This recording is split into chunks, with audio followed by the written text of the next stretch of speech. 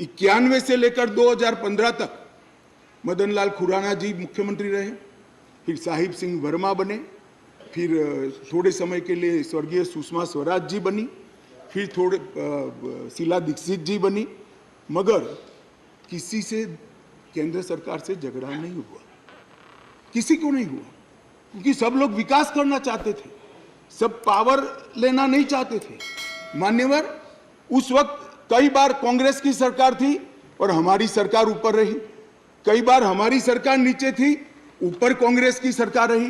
Transfer posting के लिए कभी झगड़ा नहीं हुआ। उस वक्त यही व्यवस्था से निर्णय होते थे और किसी मुख्यमंत्री को कोई तकलीफ नहीं थी। मगर 2015 में एक आंदोलन के आधार पर बनी हुई सरकार है। और फिर जो बताया कई सदस्यों ने कि केंद्र सरकार पावर हाथ में लेना चाहती है, भैया केंद्र सरकार को पावर हाथ में लेने की जरूरत नहीं है। 130 करोड़ की जनता की कृपा से हमें पावर भारत की जनता ने ही दे दिया। ये अधिकार हमें भारत की जनता ने दिया और कई राज्यों में, पूर्ण राज्यों में भारतीय जनता पार्टी की पूर्ण बहुमत की सरकार चल रही है। कोई पावर लेने की जरूरत नहीं है। एक बिल हम लाए हैं पावर केंद्र में लाने के लिए नहीं, केंद्र ने दिए हुए पावर पर दिल्ली यूटी की सरकार अतिक्रमण करती है, इसको वैधानिक रूप से रोकने के लिए यह बिल लेकर हम आए। मान्यवर, शब्दों के श्रृंगार से असत्य को सत्य नहीं बनाया जा सकता।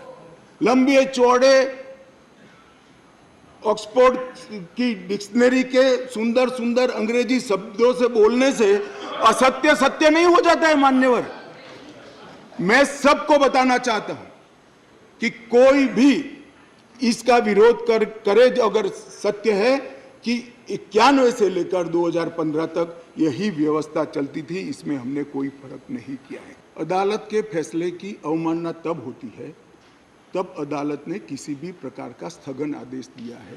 इसमें स्थगन आदेश मांगा गया था, अदालत ने दिया नहीं। दूसरी बात, अदालत के फैसले की अवमानना तब होती है जब हम अदालत के फैसले के विरुद्ध कोई बिल लेकर आते हैं।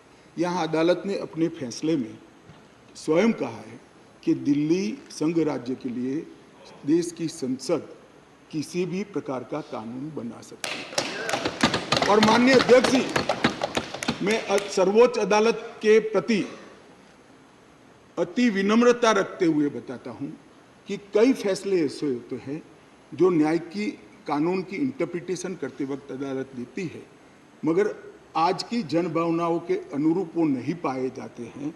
तो इस आज़ादी से अब तक ढेर सारे इतने उदाहरण हैं जिसमें संसद ने अदालत के फैसलों को बदलने के लिए कानून लेकर आए, मगर इसमें तो एक केस भी नहीं है।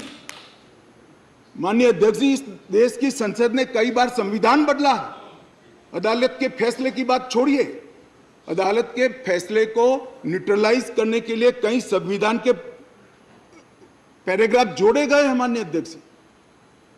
और ये संसदीय परंपरा है जिसको अदालतों ने भी स्वीकार किया है। और पहला संविधान संशोधन तो तब हुआ जब पार्लियामेंट भी नहीं बनी थी। मान्यवर, कॉन्स्टिट्यूएंट असेंबली ने पहला संविधान संशोधन पारित किया था, तब से संविधान बदलने की प्रक्रिया चली है। और मैं आपको बताता हूं भाई, हम संविधान में बदलाव इमरजेंसी डालने के लिए नहीं लाए हैं। हम संविधान में बदलाव उस वक्त की तत्कालीन राष्ट्रपति की सदस्यता जो चली गई थी, इसको पुनर्जीवित करने के लिए नहीं लाए हैं। और इमरजेंसी डालकर लाखों डेमोक्रेटिक कार्यकर्ताओं को जेल में अरे खड़गे जी सुनिए, मैं धैर्यपूर्वक सुना हूं। कांग्रेस को लोकतंत्र पर बोलने का कोई अधिकार नहीं है। और क्या बात करते हो लोकतंत्र की। मान्यवर, अब मेरे पास भी एक क्रोनोलॉजी है, जरा उसको धैर्य से सुनना चाहिए। मान्यवर, 11/5/23 को ये अध्यादेश आया और ये फैसला है। फैसला लगभग 3-4 बजे के आसपास घोषित हुआ। उसके बाद में 5:30 बजे फैसला क्या था मान्यवर? फैसला तो ये था कि संवैधानिक खंडपीठ ने एक फाइंडिंग दिया है, ये रेगुलर बेंच के सामने जाएगा, रेगुलर बेंच हियरिंग करेगी और बाद में इस पर आदेश पारित करेगी, तब जाकर फैसला लागू होगा। फैसला तो अभी लागू भी नहीं हुआ है। मगर जल्दबाजी किसको कहते हैं मैं बताता हूं श्रीमान राघव चड्ढा जी।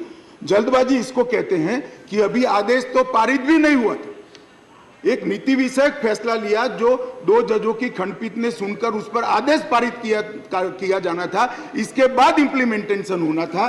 11/5 को शाम को 5:30 बजे एक नोट सर्कुलेट कर दिया गया कि आज 5:30 बजे तक पात्र अधिकारियों की सूची के साथ जो इस पद पर तैनात हो सके, सचिव सेवाओं के मतलब सेक्रेटरी सर्विस के लिए एक नोट प्रस्तुत किया जाए। ट्रांसफर करना भी चालू कर दिया। बोले अभी तो खंडपीठ 2 जजों की खंडपीठ का जजमेंट भी नहीं आया और ट्रांसफर करना चालू किया। सोशल मीडिया में घोषणा कर दी, अभी तो एप्लीकेशन मंगाई, नोट मंगाया है, सोशल मीडिया पर कह दिया श्री आशिक माधवराव मोरे को बदल दिया गया। कैसे बदलोगे भाई, कैसे बदलोगे मान्यवर? और इसके आगे मैं जाना चाहता हूं। इसके बाद सतर्कता विभाग विजिलेंस के मिनिस्टर ने सभी सहायक निर्देशकों को आदेश दे दिया कि विशेष सचिव सतर्कता को रिपोर्ट न करिए, उनको डायरेक्ट रिपोर्ट करिए। अब जो एडमिनिस्ट्रेशन मुझे समझाते थे, मैं उनको समझाना चाहता हूं, डायरेक्ट जॉइंट डायरेक्टर लेवल का ऑफिसर सीधा मंत्री को रिपोर्ट करे, ऐसा कैसे हो सकता है भाई? कैसे हो सकता है? ये एडमिनिस्ट्रेशन है क्या? किसके साथ में खड़े रहे हो? जवाब देना पड़ा दिल्ली की जनता को भाई मान्यवर। इसके बाद सतर्कता विभाग के मंत्री जी ने आदेश दे दिया 13 तारीख को कि मैन्युअल के पैरा 2.22 के उल्लंघन किया, जिसमें विजिलेंस सेटअप के कार्यबल सीवीओ के परामर्श से संगठन के प्रमुख संगठन में प्रभावी सतर्कता प्रबंधन के लिए कार्यबल तैनात करने के निर्देश बनाने के लिए सूचना कर दी। अब मुझे ये समझ नहीं आता है, अभी तो संवैधानिक खंडपीठ ने खंडपीठ को आदेश भेजा है, इंटरप्रिटेशन भेजा है, इस पर खंडपीठ ने 2 जजों की खंडपीठ ने सुनवाई करनी है और फिर जजमेंट देना है। यहाँ पूरा इम्प्लीमेंटेशन कर दिया। मगर विश्व में कोई भी विज्ञान का नियम है, कोई भी चीज अकारण नहीं होती। ये विजिलेंस विभाग को ही क्यों टारगेट बनाया गया? ट्रांसपोर्ट को नहीं बनाया गया, सफाई को नहीं बनाया गया, जल बोर्ड को नहीं बनाया गया, जल विभाग को नहीं बनाया गया, मान्यवर रोड एंड बिल्डिंग को नहीं बनाया गया, सोशल वेलफेयर को नहीं बनाया। ये सारे शासन के साथ जुड़े हुए भी नहीं है क्या? ये किसी में जल्दी नहीं हुई, सिर्फ विजिलेंस में हुई। अब मैं इस कारण बताना चाहता हूं कि सदन में विजिलेंस में क्यों जल्दी हुई। मान्यवर, इसके अंदर आबकारी घोटाले की, शराब घोटाले की फाइल विजिलेंस में पड़ी थी। इसलिए मान्यवर आधी रात को विजिलेंस डिपार्टमेंट खोलकर फाइलों की हेराफेरी करने की फरियाद दिल्ली पुलिस को मिली है। मान्यवर केशव राव जी कहते थे हम तो ना इनके साथ है ना उनके साथ है, ना आपसे जुड़ाव है ना उनसे जुड़ा है। बीआरएस वालों का भी इस शराब घोटाले के साथ आप पार्टी के साथ जुड़ाव है, इसीलिए आप वहां बैठे हो। मान्यवर, मैं कहता हूं शीश महल में क्या असंसदीय है, चर्चा करें जरा खड़े होकर। वैसे ही व्यवधान करने के लिए खड़े हो जाते हैं, जरा समझाइए।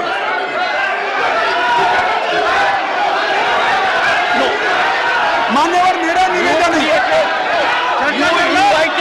मान्यवर मेरा निवेदन है, असंसदीय क्या है इसमें इसकी चर्चा की जाए। ऑनरेबल मिनिस्टर सर, ये आपने पिछली बार भी इस विषय के ऊपर बड़ी गंभीरता बताई थी कि जो थिएट्रिक्स करने का सिलसिला इस सदन में लोग माननीय सदस्य करते हैं, अगर इनको हिम्मत है, अगर इनका इरादा शीश महल के ऊपर चर्चा करने का है, तो आप अभी की अभी शीश महल के ऊपर चर्चा करने, शीश महल के ऊपर चर्चा करने के लिए तैयार है। हो जाए शीश महल के ऊपर पूरी चर्चा। जो ये शीश महल को ऑब्जेक्ट कर रहे हैं कि इसमें दिए गए सारे प्रावधान ट्रांजैक्शन ऑफ बिजनेस रूल 1993 में पहले से मौजूद है, 93 से है, जो कांग्रेस पार्टी लेकर आई है। हम कुछ नया नहीं लाए, मगर वो रूल्स को मानते नहीं थे, इसलिए रूल्स को एक्ट का हिस्सा बनाया गया है। 93 से रूल्स के हिसाब से दिल्ली चलती है, फुल स्टॉप कॉमा का फर्क नहीं है साहब इसमें। ट्रांजैक्शन ऑफ बिजनेस रूल 1993 जो है, जो कांग्रेस पार्टी ने बनाए थे, उसको ही हम एक्ट में आमेज किए हैं, और इसलिए करने पड़े हैं कि एक ऐसी सरकार चुनकर आई जो रूल्स को मानती नहीं है, इसलिए एक्ट में डालना पड़ा। मान्यवर, ये सारे अधिकार जो है, अधिकारों का बंटवारा है, कार्य विभाजन है और कार्य पद्धति है, ये सारी की सारी कांग्रेस पार्टी ने बनाई है। अगर कांग्रेस पार्टी में अंतरात्मा है तो इस बिल का समर्थन करना चाहिए। मैं तो आपकी चीज को लेकर खड़ा हूं, मगर ये नहीं करेंगे, मगर ये नहीं करेंगे, मुझे मालूम है मान्यवर, क्योंकि उनको गठबंधन बचाना है, उनको गठबंधन बचाना है। मान्यवर, मैं आपको बताना चाहता हूं, ये आप पार्टी का जन्म ही कांग्रेस का विरोध कर हुआ।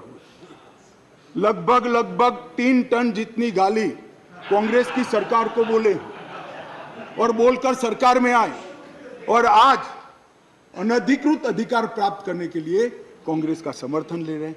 और कांग्रेस वालों को भी ठीक है, चलो हमारा गठबंधन बढ़े। भाई, मैं बताना चाहता हूं खड़गे साहब, जैसे ही आज शाम को ये बिल खत्म हुआ, पारित हुआ, केजरीवाल जी पलट जाएंगे, ठेंगा दिखाएंगे और कुछ नहीं होने वाला। तो उनका लक्ष्य हम नहीं है, उनका लक्ष्य हम नहीं है, कांग्रेस पार्टी है। जरा इनका चुनावी इतिहास देखिए, उनका लक्ष्य आप हो, वो आपको नहीं छोड़ेंगे। खैर, वो आपको देखना है।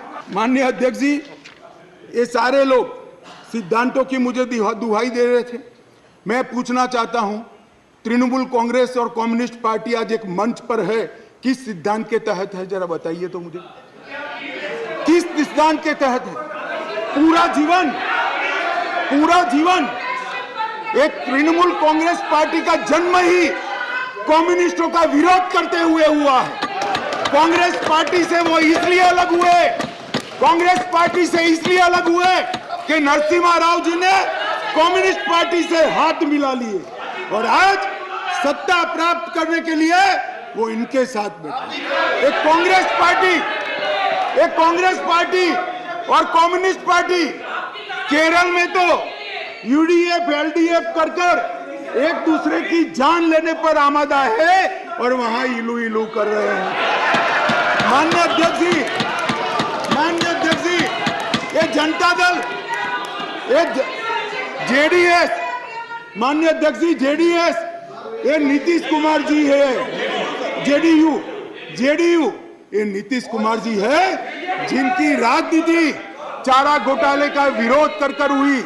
इनके राष्ट्रीय अध्यक्ष लल्लन सिंह जी कहते थे, मैं पान का बनवारी बन जाऊंगा मगर कांग्रेस पार्टी के साथ नहीं जाऊंगा, लालू के साथ नहीं जाऊंगा। 2 सदस्यों ने मेरी पार्टी का उल्लेख देकर कहा कि मेरी पार्टी का आजादी के आंदोलन में कोई इतिहास नहीं है, हिस्सा नहीं।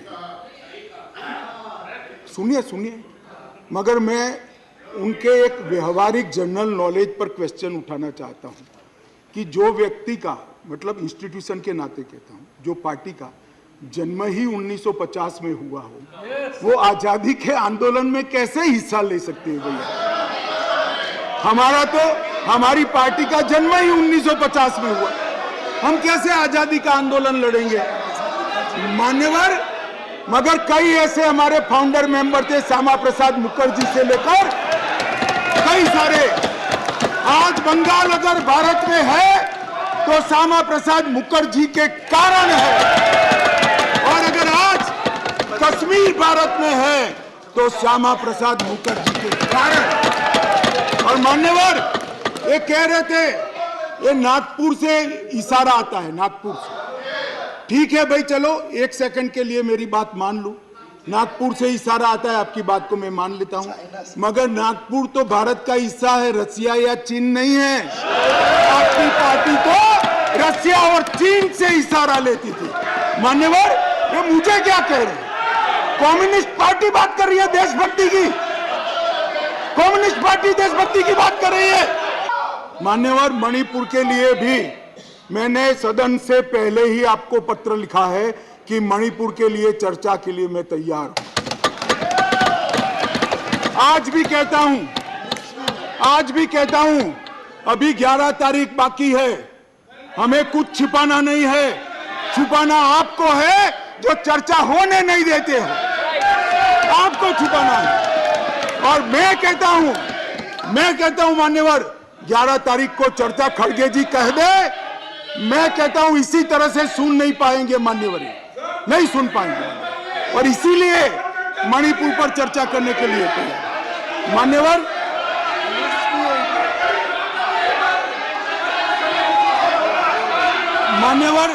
उनको मालूम